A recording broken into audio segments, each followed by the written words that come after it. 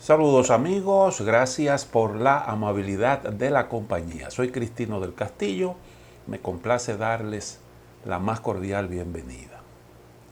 Como se sabe, el presidente Donald Trump prometió ponerle fin a la guerra en Ucrania. Como se sabe, Estados Unidos es un país poderoso y mucha gente se pregunta hoy qué tan cerca estamos del fin de las hostilidades en Ucrania y qué tipo de solución se le pudiera encontrar a un conflicto como este. Las respuestas a estas preguntas no son fáciles porque estamos hablando realmente de un asunto sumamente complicado. Y mucha gente incluso se está preguntando, ¿comenzaron ya las conversaciones? No hay indicios claros de eso. El señor Peskov, que es el portavoz del Kremlin, siempre que se le pregunta cómo van las negociaciones para ponerle fin a la guerra en Ucrania, él responde diciendo que todavía Rusia no tiene una propuesta específica. Y eso supone que todavía no se está avanzando en la búsqueda de una solución. Eso no necesariamente tiene que ser así, porque hay que recordar que la negociación del fin negociado de un conflicto armado es todo un proceso. Como dije, es complicado y lo primero es conocer las ideas de las partes sobre cómo podría terminar el conflicto. Y entonces, lo segundo sería buscar fórmulas de compromiso, fórmulas que pudieran ser atractivas para las partes. En eso radica el arte de las negociaciones. Yo creo que una de las primeras decisiones tomadas por Donald Trump que hablan claramente de sus propósitos fue la designación como enviado especial del general Keith Kellogg, enviado especial para Rusia y Ucrania. General Kellogg, un hombre de experiencia, que además de eso sirvió en la primera administración de Donald Trump. Es una persona que le merece toda la confianza. Por tanto, creo que la idea de Trump era comenzar los trabajos inmediatamente. Los esfuerzos para poner fin a una guerra funcionan mejor sin la rigidez de los protocolos diplomáticos. Y muchas veces las negociaciones comienzan de forma discreta. Recordemos aquellas conversaciones que se iniciaron en Oslo en forma secreta para poner fin a la guerra, al conflicto israelo-palestino. La paz siempre tiene muchos enemigos y generalmente los enemigos de la paz están en los dos bandos enfrentados. Y siempre hay esfuerzos para boicotear las soluciones diplomáticas, porque muchos tienen las expectativas de una solución impuesta por la vía de las armas. Recordemos, por ejemplo, lo que ocurrió en el caso de Israel y los palestinos. Las negociaciones, los acuerdos que se firmaron en los años 90, 1993, si la memoria no me falla, le costaron la vida a Isaac Rabin, un individuo radicalizado de esos ultraortodoxos. Le disparó y le quitó la vida al entonces primer ministro de Israel. Recordemos también lo que ocurrió en el caso de Colombia, cuando el señor Álvaro Uribe se enteró de que el gobierno de Santos estaban negociando con la guerrilla en La Habana, denunció esos esfuerzos y sugirió que el gobierno se preparaba para hacerle concesiones inaceptables a la guerrilla. Obviamente Uribe era un hombre que apostaba por una solución militar a la guerra que tenía un montón de tiempo ya. Pero él logró avances y entendía que no había que hacerle concesiones ninguna a la guerrilla. Denunció esos esfuerzos y luego, cuando se produjeron los acuerdos, en el plebiscito que se organizó para el referéndum, para someterlo a la aprobación de la población, Álvaro Uribe encabezó la opción del no. Hizo una férrea oposición y logró un rechazo por una mayoría muy estrecha a eso que se acordó con la guerrilla. Y hubo que renegociar los acuerdos para un poco adaptarlo a lo que los colombianos expresaron en las urnas. Finalmente, los acuerdos se aprobaron, el órgano legislativo le dio su anuencia, pero Álvaro Uribe logró imponer a su delfín, Iván Duque, en las elecciones, y en el gobierno de Iván Duque se hicieron algunos esfuerzos por boicotear la implementación de esos acuerdos. Y recuerden ustedes los asesinatos de guerrilleros que se habían desmovilizado, los asesinatos de activistas sociales que estaban a favor de la paz. Incluso el propio gobierno de Estados Unidos tomó algunas decisiones que dificultaron la puesta en práctica de lo que se acordó. Exigió la extradición de uno de los líderes guerrilleros dispuestos a movilizarse. Y eso, bueno, tuvo como consecuencia que una parte de la insurgencia volvió a las armas.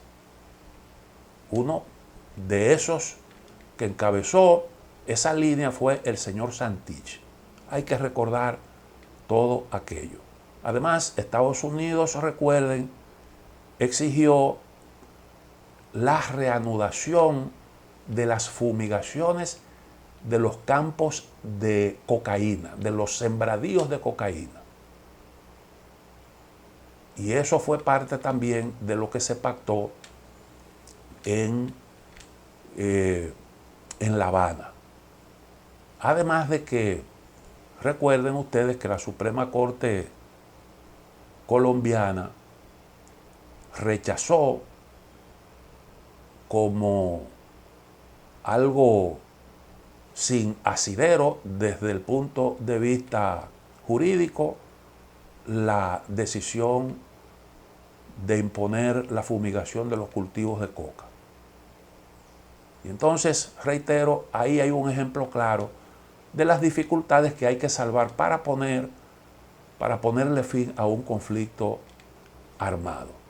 Una pregunta que yo creo que es válida es: ¿quiere Donald Trump ponerle fin a la guerra o todo lo que él ha dicho sobre eso es una mera pose política? Yo creo que la respuesta es positiva. Sí, yo creo que Donald Trump quiere ponerle fin a la guerra, aunque naturalmente su intención no es regalarle, como he dicho en otras oportunidades, una victoria estratégica a Putin. Aunque la paz, tomando en consideración el curso del conflicto, necesariamente tendrá que pasar por concesiones a Rusia. No puede ser de otra manera. Yo creo que la principal motivación de Donald Trump tiene que ver con el hecho de que ya Estados Unidos consiguió los objetivos estratégicos alcanzables en el conflicto. Sobre eso yo he hablado en otros comentarios, pero creo que vale la pena recordar algunos aspectos, algunos de los logros de Estados Unidos en todo esto. Bueno, lo primero es que Europa se distanció de Rusia.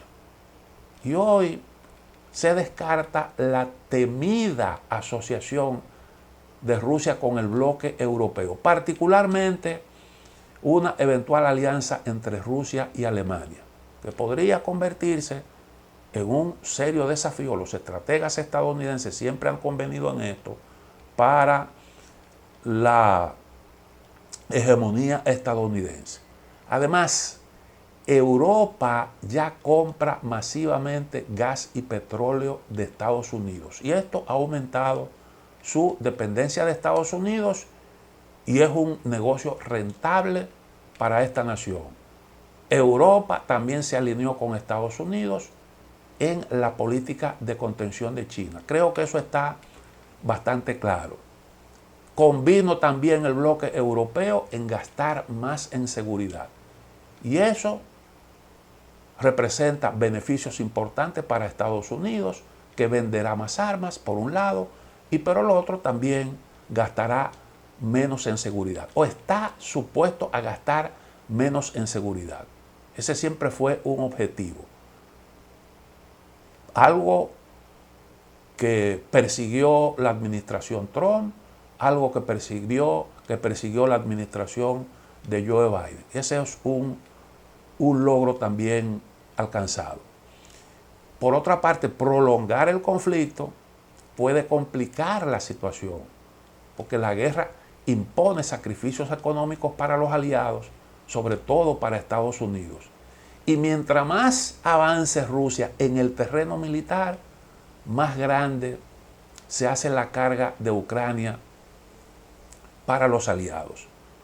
Rusia destruye infraestructura crítica y amplía el control poquito a poco de áreas vitales dentro de Ucrania. Y en la medida en que eso se profundiza, entonces Ucrania representa una mayor carga desde el punto de vista económico y también, obviamente, desde el punto de vista militar. El tiempo está claramente a favor de Rusia, que tiene la iniciativa en el plano militar. Y en esas condiciones, pues prolongar la guerra no es conveniente para los intereses de Estados Unidos. Yo creo que la estrategia de Donald Trump es clara, aunque él no ha dicho cómo le gustaría que termine la guerra. Digo que es clara en el sentido de que él trata de negociar desde posiciones fuertes y al mismo tiempo intenta obligar a las partes a negociar y hacerse concesiones mutuas. Por eso entonces es que vemos que impone una restricción a la ayuda o prohíbe eso fue por un plazo de 90 días, la ayuda al exterior, incluyendo la ayuda a Ucrania.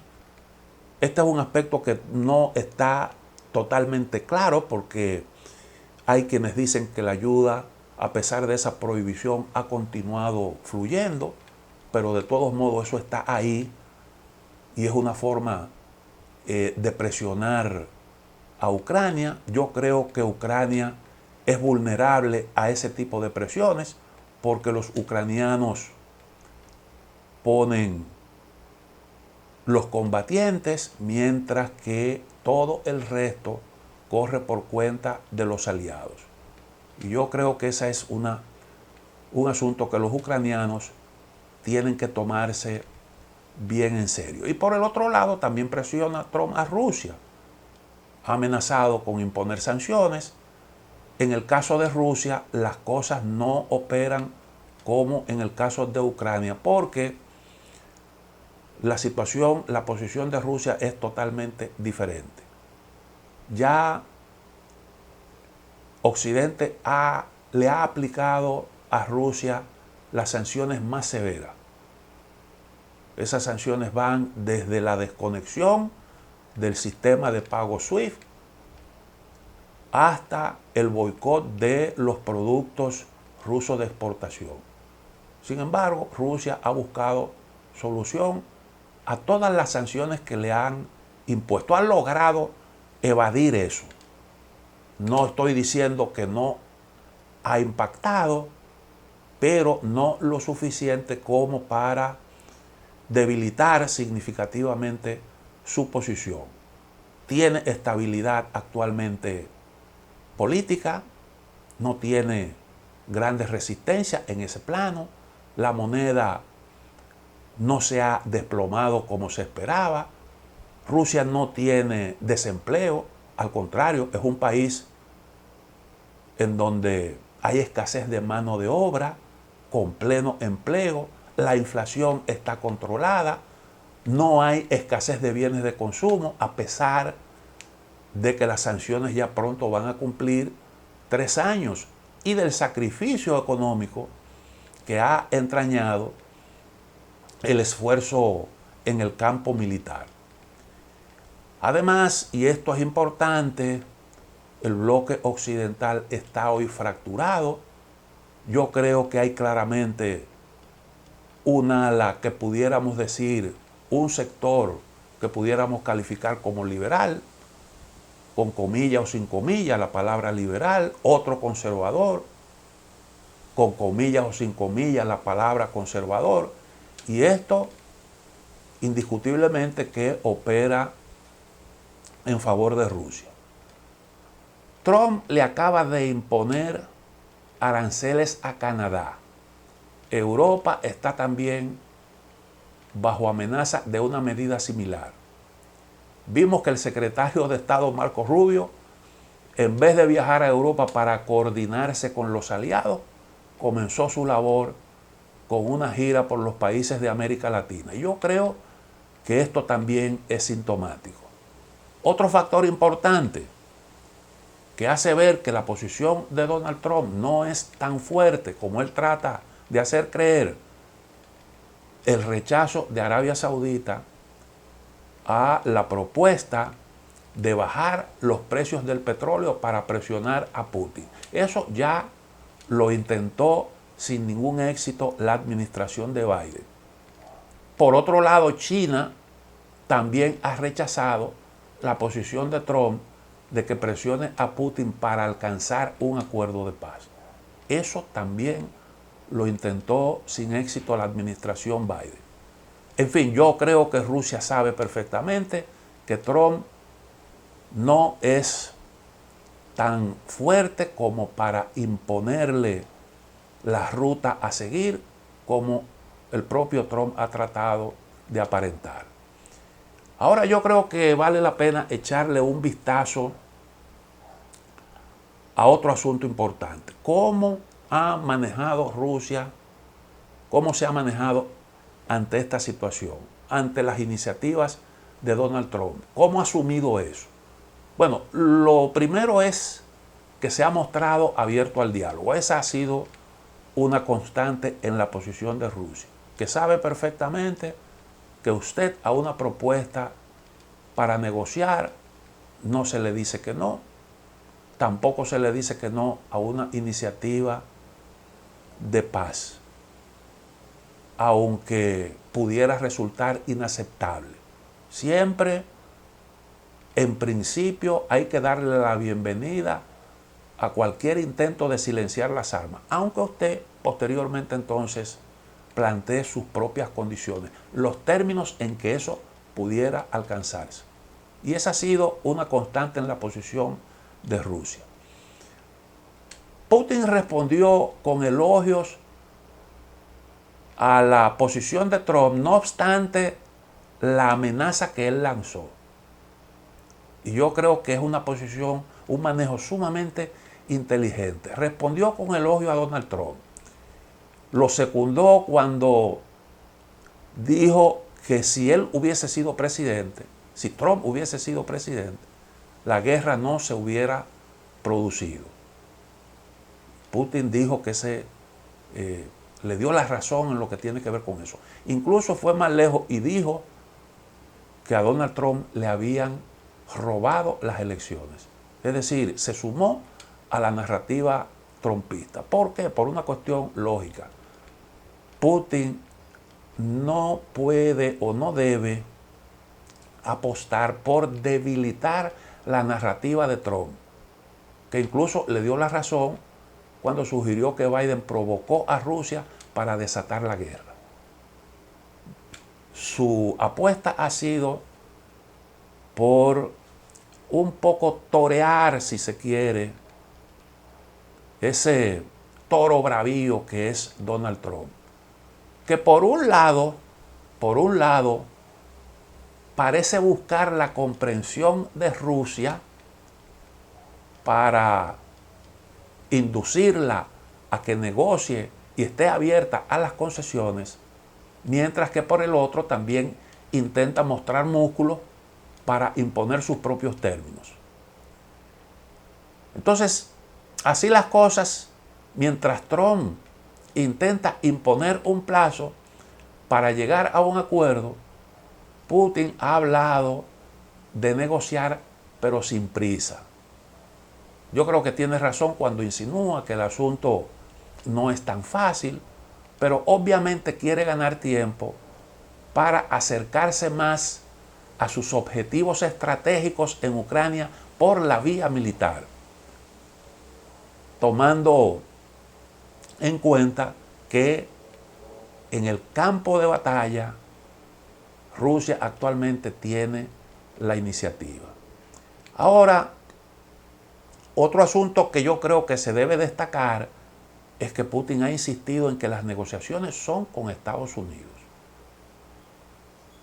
Y eso equivale, eso lo que significa es que para Rusia, que la posición de Rusia es que el conflicto es entre Rusia y la OTAN. De entrada, eso significa que los reclamos del Kremlin van dirigidos fundamentalmente a la OTAN. Y quien manda en la OTAN es Estados Unidos. Y entonces eso deja fuera del diálogo, a los aliados de la OTAN y a Ucrania. Trump creo que parece estar de acuerdo con ese enfoque, pero en algún momento habrá de consensuar un posible acuerdo con los aliados europeos. ¿Por qué yo digo esto? Porque la solución al problema de Ucrania tiene, a la guerra, al conflicto, tiene que incluir lo que se refiere a la reconstrucción de Ucrania. Ucrania lo va a plantear indiscutiblemente, y eso no puede quedar fuera porque el bloque occidental tiene ese compromiso con Ucrania. Ahora la pregunta es, ¿le impondrá Trump su visión sobre este tema a los aliados europeos, a los que él aspira a todas luces a comprometer con los esfuerzos de reconstrucción? Tendrá necesariamente que socializar los acuerdos también con los aliados europeos. Y todo esto genera la posición de Rusia de negociar solo con Estados Unidos, el que pudieran estarse llevando a cabo negociaciones al margen de Europa, al margen de Ucrania. Todo eso genera inquietudes. Por otra parte, Rusia ha planteado puntos que dejan entrever las complejidades de una solución al conflicto. Y el hecho de que difícilmente eso se pueda lograr, la solución negociada, en el plazo de los 100 días, que es importante para Trump desde el punto de vista político, porque él prometió una solución rápida al tema del conflicto en Ucrania. Un ejemplo de esas cosas que no son tan fáciles de resolver en un corto tiempo es lo que tiene que ver con el tema jurídico, con la viabilidad jurídica de lo que se acuerde. Y entonces, en relación con eso, ha planteado el tema de la legitimidad del gobierno de Zelensky.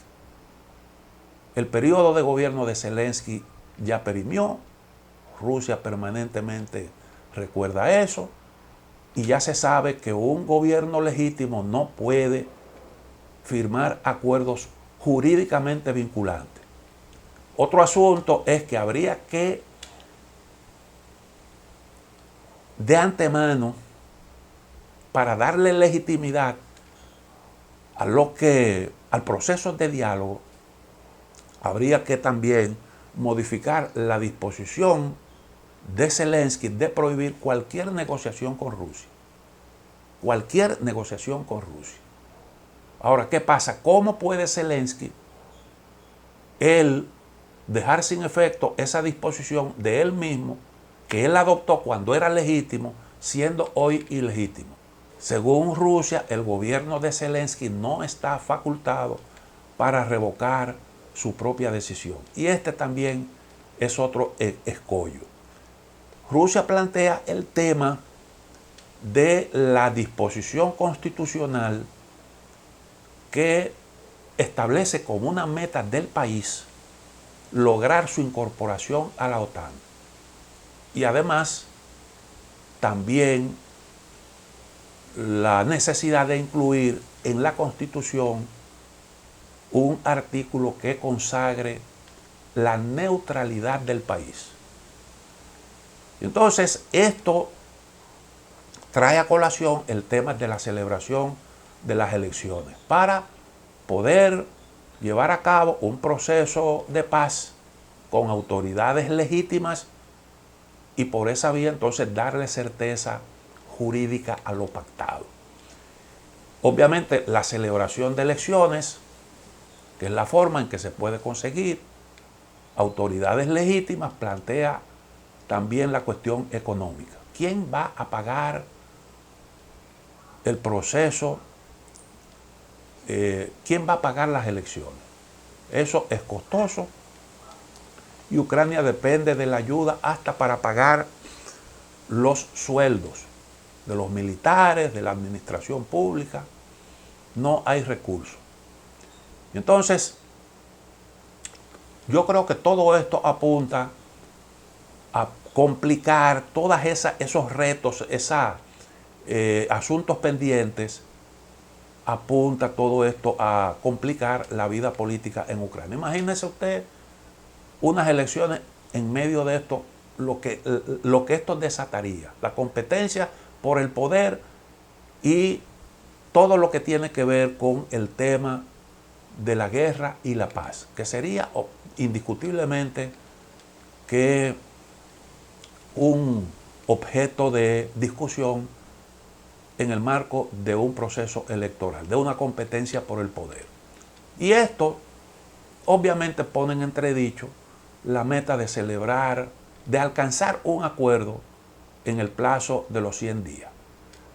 Lo que plantea Rusia yo creo que son razonamientos válidos, pero también está claro que el Kremlin quiere tiempo para avanzar en el campo de batalla.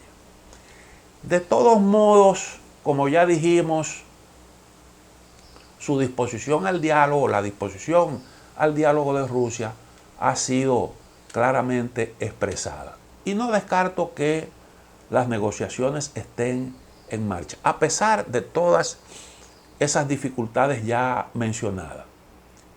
Pero Rusia no tiene prisa, no oculta su disposición de asumir el costo que la prolongación del conflicto entraña, porque entiende que el momento actualmente, como dije, le favorece. Entonces, mientras tanto, lo que está ocurriendo es que Ucrania acumula fracasos militares. Sobre eso no hay ningún tipo de duda. Y frenar esa situación, detener la debacle ucraniana, necesariamente pasaría por un involucramiento directo en la guerra por parte de los aliados. Si lo que ahora mismo se está discutiendo en Ucrania es el tema de el reclutamiento, de una nueva campaña de reclutamiento para incorporar a la guerra a individuos de los 18 años en adelante. Y eso tiene también muchas implicaciones políticas. Y es una muestra de cómo es que están planteadas las cosas. Entonces, involucrar a Estados Unidos en la guerra de Ucrania no es una decisión fácil de tomar para Donald Trump. Indiscutiblemente, porque esto tendría implicaciones económicas. Donald Trump ha hablado de acabar con el gasto en conflictos. Esto, además de eso, supondría pérdidas de vidas humanas y tendría repercusiones políticas graves. Entre otras cosas, pondría fin a la narrativa de Donald Trump sobre su habilidad para negociar y para evitar conflictos. Y sería una gran victoria para los demócratas y los enemigos del trumpismo que Donald Trump se vea en la necesidad de reanudar la ayuda y de involucrarse directamente en este conflicto armado. Y si la situación, si el proceso de solución se tranca y Rusia avanza en el campo militar, Trump pudiera verse entonces compelido a meter su mano para evitar el colapso de Ucrania y que los rusos pudieran imponer sus propios términos al fin del conflicto. Ahora, una pregunta clave es: ¿cómo podría terminar la guerra en Ucrania? Hay tres formas de terminar una guerra. Y yo me estoy refiriendo a las tres formas de lograr un cese de las hostilidades permanentes y que sea más o menos estable. No estoy incluyendo ahí lo que son las pausas operativas y esos arreglos temporales que se rompen fácilmente, como eso que se firmó recientemente entre Israel y Hamás.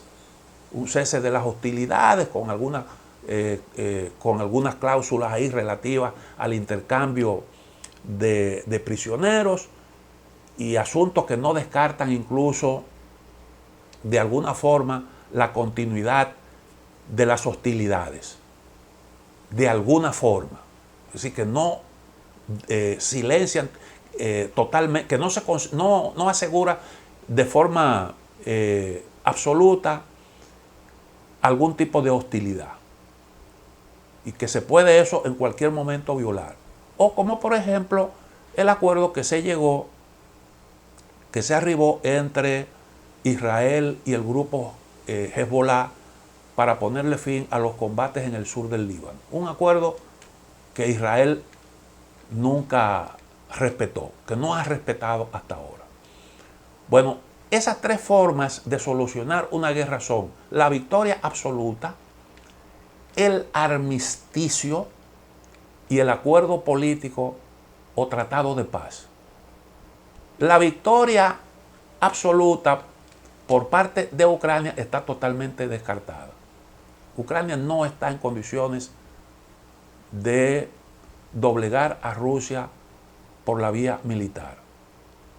Incluso ya Ucrania ni siquiera abandonó aquella narrativa de que la guerra tenía que terminar con una vuelta a las fronteras del año 1991, que implicaba el rescate de todos los territorios en manos de Rusia, incluida Crimea. Y Rusia, por su parte, no se ha planteado tampoco una victoria absoluta sobre Ucrania. Su objetivo declarado no es la toma de todo el territorio ucraniano. Más bien lo que Rusia habla es de retener, de alcanzar el control total de Lugansk, de Donetsk, que en su conjunto son el denominado Donbass, Zaporizhia y Jersón, en la parte sur. Ahora a esto hay que agregarle los territorios rusos en manos de Ucrania, en la región de Kursk. Rusia no ha renunciado ni va a renunciar a esos territorios. Yo creo que esto es importante. No se puede perder de vista. Una victoria para Rusia no significa la toma de todo el territorio de Ucrania. Y yo creo que ha logrado hasta ahora avances significativos en la consecución de esos objetivos que ya se ha trazado. Y eso no significa una victoria total. No significa que Rusia apueste por una victoria total, porque la victoria total pasa por vencer totalmente la resistencia enemiga. Ahora, yo creo que es probable que Donald Trump se incline por un cese al fuego puro y simple, por un armisticio. Su propuesta de silenciar las armas en 100 días creo que apunta a eso, porque es la solución, se pudiera decir, más fácil. El armisticio fue lo que se consiguió para ponerle fin, o lo que se implementó, la fórmula que se impuso para lograr la paz en Corea, en la guerra de Corea, año 1953. Y un tipo de acuerdo como ese deja de lado lo relativo a las causas que le dieron origen a la guerra. No toca lo relativo a disputas territoriales y quedan siempre pendientes temas que son cruciales. Y la solución se limita a tratar de evitar una reanudación de las hostilidades. Y entonces eso puede, por ejemplo, abarcar la creación de una zona desmilitarizada, el despliegue en un área, digamos, de despeje de fuerzas responsables de asegurar el no reinicio de las hostilidades y, bueno, pues decisiones que irían más o menos en esa dirección. Rusia ha mostrado claramente su inclinación por un tipo de acuerdo que, si no sea esencialmente un acuerdo, un tratado de paz, una solución a problemas políticos cardinales o a la totalidad de los problemas políticos, pero sí que abarque la solución de aspectos que son esenciales y que están en la base del inicio de la guerra, como son, por ejemplo, la no expansión de la OTAN. Ese es un asunto básico. Y la no expansión de la OTAN necesariamente tiene que pasar por un compromiso que debería asumir ese bloque militar. Y es una cuestión que debería tratarse en ese bloque militar. Básicamente eso representaría nuevas reglas de seguridad para Europa. Habría que garantizar, además de eso, la neutralidad de Ucrania. Porque la guerra comenzó por la intención de la OTAN de incorporar como miembro a Ucrania y por la voluntad de Ucrania de ser parte de la OTAN. Cualquier solución tiene que abordar ese tema. Otro asunto importante es la garantía de los derechos de la población rusoparlante en Ucrania. Es un asunto para Rusia de principio, porque recuerden ustedes, hay una población importante rusoparlante que reside desde siempre en Ucrania. Está el tema del respeto a los credos religiosos y el respeto a los templos ortodoxos, el tema de la desmilitarización del país. Rusia habla de la desnazificación. Y hay otros temas también importantes para Rusia, que es como la cuestión del retiro de las sanciones. Y entonces no sería un simple cese de las hostilidades. Y eso es lo que yo creo que está más, yo creo que eso está más cerca de un acuerdo de paz. que no es un simple armisticio. Ahora, en lo que tiene que ver con las garantías de no reanudación de las hostilidades, hay que decir que también ahí hay muchos asuntos complicados. Por ejemplo, para Rusia sería inaceptable un despliegue de tropas extranjeras en Ucrania, como han sugerido algunos en Europa. Se ha hablado de 200.000 efectivos de los países europeos para garantizar la paz. ¿Pero de cuáles países europeos? De los integrantes de la OTAN. ¿De dónde van a salir 200.000 soldados para garantizar la paz? Pero además de eso hay otro asunto que es muy, pero muy complicado, y es lo que tiene que ver con el costo que esto significaría. Porque en el caso, por ejemplo, de Corea, estamos hablando de una frontera de unos 250 kilómetros. En el caso de Rusia, Ucrania, estamos hablando de una línea de contacto que mide más de 1.000 kilómetros. Y para usted garantizar el no uso, el cese de las hostilidades en una zona tan amplia, usted tendría que hacer un gran despliegue militar. Pero usted no puede mantener ahí tropas de paz a la intemperie. Habría que crear toda la infraestructura para que esas fuerzas militares puedan cumplir con su misión. Y eso tendría un gasto, eso implicaría un gasto tan grande como el de la propia reconstrucción de Ucrania. ¿Y quién va a asumir esos gastos? Este es un asunto complicado, pero además tampoco Rusia va a aceptar que tropas de países que han sido hostiles desplieguen allí sus fuerzas militares, porque eso sería algo parecido a la ampliación de la OTAN. Entonces, hay otro tema, todo esto tiene que ver también con el asunto de la confianza. Recuerden ustedes, ya Ucrania violentó los acuerdos de Minsk que se firmaron en el 2014. Esos acuerdos, recuerden que contemplaba convertir a Lugansk y Donetsk en una especie de territorio dentro de Ucrania, pero con amplia autonomía, respeto a los rusoparlantes, la no afiliación de Ucrania a la OTAN. Eso se pactó en el 2014.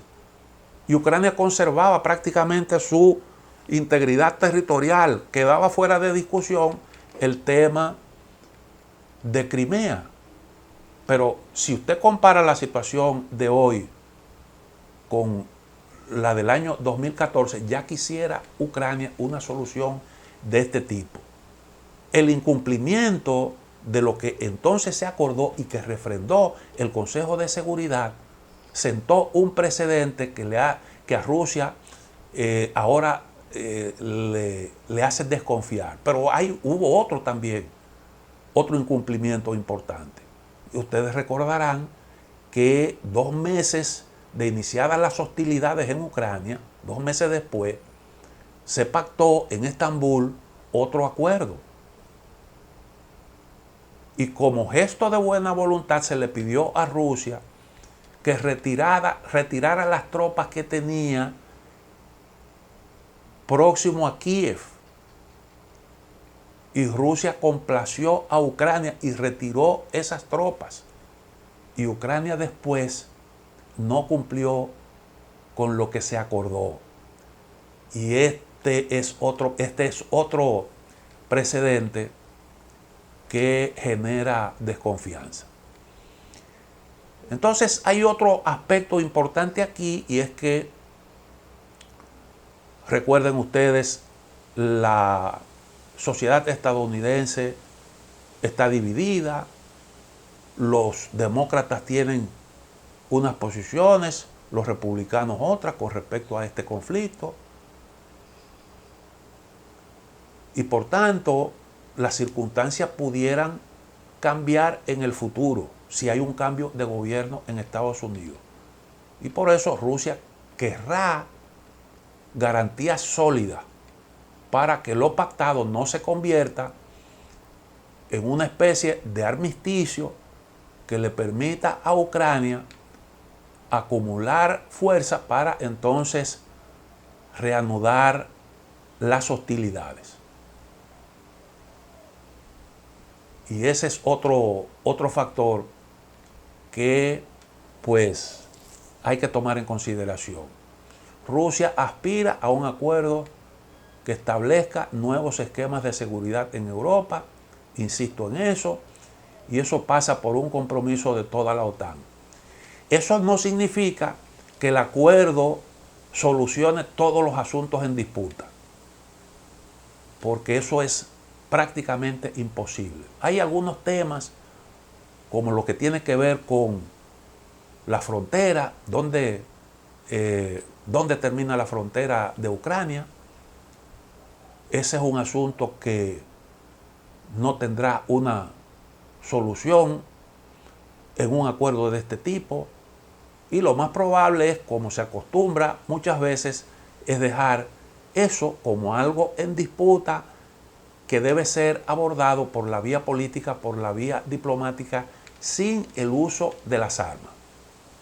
Ahora, yo creo que Donald Trump está presionado por el tiempo, y este es otro factor importante. Donald Trump prometió una solución rápida. Si la solución se prolonga mucho, entonces podría verse obligado a reanudar la ayuda a Ucrania para que no sucumba en el campo de batalla y que Rusia entonces imponga su propia solución, lo cual sería un golpe político para Donald Trump. Pero la promoción, la prolongación de la guerra es un asunto que absorbe tiempo, que absorbe recursos que Estados Unidos necesita para su competencia con China, y el tiempo está realmente a favor de Rusia. Y eso se traduce también en presiones para la administración estadounidense. Y cuando tú estás bajo presión, pues muchas veces tiendes a hacer algunas concesiones para cumplir con eso que tú prometiste. Ahora, hay otro factor importante, y es que aunque Donald Trump ganó las elecciones, yo creo que de una manera contundente, según una reciente encuesta de Gallup, su índice de aprobación está en el 47%, parecido al nivel de aprobación que tuvo cuando inició su periodo de gobierno anterior. Comenzó con un 45%. Entonces, yo creo que este también es un problema a tomar en consideración, porque si, como dice esa encuesta, hay un 48% de la población que no aprueba las primeras medidas del gobierno de Trump, entonces pudiéramos decir que Donald Trump no tiene tanto capital político para gastar como uno pudiera imaginarse, tomando en consideración ese gran respaldo que recibió, cómo se impuso en las elecciones. Ahora, Trump se ha comprometido con algunos logros que no son tan fáciles de alcanzar, como eso de retomar el control de Panamá, tener el control de Groenlandia por la vía de la compra o a través del uso de la fuerza militar, como llegó a sugerir el propio Donald Trump. Las pretensiones con respecto a Canadá, que se han asumido como si fuera una especie de chiste. Pero Trump ahora mismo acaba de iniciar una guerra comercial. Ya Canadá anunció una respuesta a los aranceles que le impuso del 25% a sus exportaciones hacia Estados Unidos. Lo mismo hizo Trump con respecto a las exportaciones mexicanas. Habrá que ver la respuesta del gobierno de México, que no se ha producido hasta el momento en el que nosotros iniciamos esta grabación. Trump, además de eso, prometió bajar los precios internos de los bienes de consumo y eso no será fácil de conseguir. Los estadounidenses están atentos a eso y es algo que tienen que recordar todos los días porque la gente va a los supermercados, va a las tiendas y pues esas visitas siempre les recuerdan a los estadounidenses cuán caros están los bienes de consumo. No está claro si Donald Trump podrá conseguir la reducción de las tasas de interés. Habrá que ver cómo evoluciona la economía estadounidense. Y entonces también está el tema del enfoque agresivo de Trump con respecto a los aliados, que eso pudiera revertirse. Y desde luego, pronto Trump comenzará a recibir las embestidas de la oposición. En Estados Unidos, la oposición siempre es una oposición férrea, una oposición dura. Los políticos siempre se han manejado de esa forma. Entonces, creo que se ve claramente que Donald Trump ha apostado por resultados en el corto plazo, tanto en el plano interno como externo. Y necesitará entonces resultados tangibles en el corto plazo. Y puede, si no alcanza esos resultados, perder las elecciones de medio término. Y si pierde las elecciones de medio término, se pudiera convertir en lo que en la jerga política estadounidense se denomina como un pato cojo, un gobierno con muchas limitaciones cuando pierde el control del legislativo. Y eso le restaría impulso al trumpismo. En conclusión, yo creo que un acuerdo de paz en Ucrania no está tan cerca como pudiera pensarse. Esto puede debilitar la narrativa de Trump, que intenta abarcar mucho con expectativas de resultados en el corto plazo, como ya dije. Todo eso se traduce en presión para el propio Donald Trump, que Vladimir Putin intentará explotar en el proceso de negociación. Si algo tiene el señor Putin es que no es realmente tonto. Y mientras tanto, Rusia seguirá desgastando militarmente a Ucrania, que es otro factor importante que juega a favor de la parte rusa. Bueno, lo dejo aquí. Muchas gracias por la amabilidad de su atención. Un saludo cordial para todos.